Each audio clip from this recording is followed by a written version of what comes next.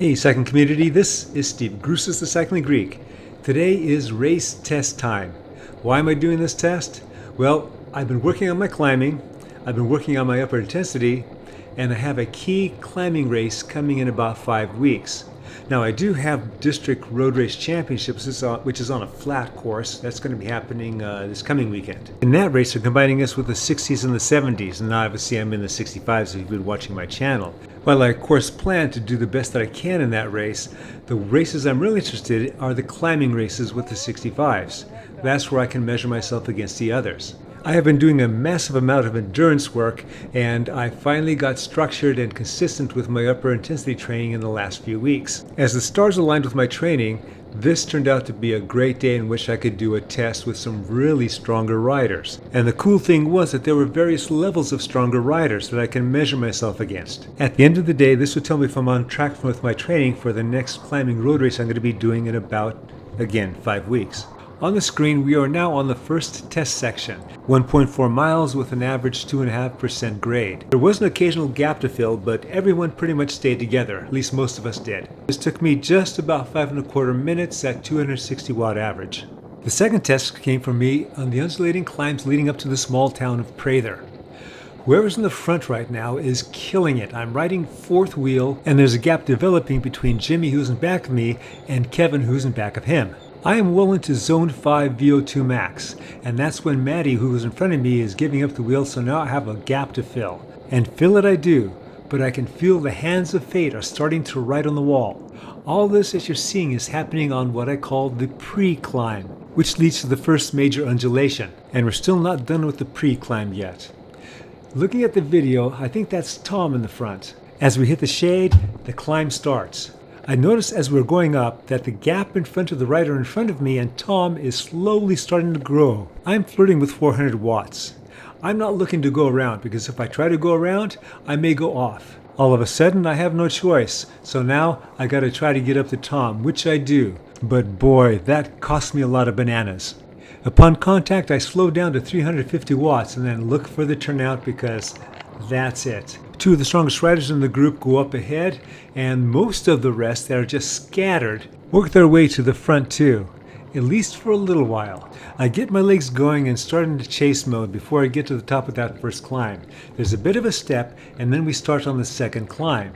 Eventually I'm leading a group of 6, made up of riders that have dropped off from the front group and a couple that have caught me from behind. For the next few miles going to the top, we are chasing that rider in front of me, Kevin. We are now on the last climb leading up to the town of Prather.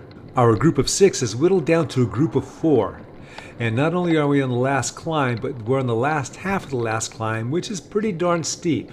Right now showing 6%, 7%. It seems a lot steeper to me. This has been a 20-minute effort.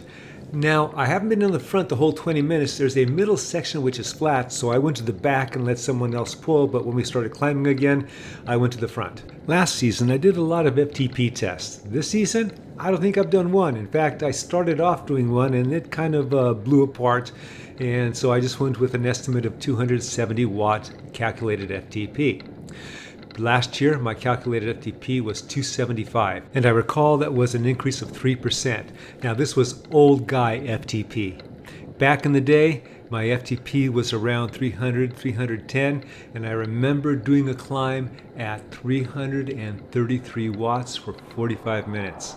That was a good day, but that was a long time ago. Speaking of strong efforts, I have been doing 320, 330 watts coming up this last part of the climb. And Natalia just left her group and bridged up to me. In the grand scheme of today's ride, this is the finish of the second test section.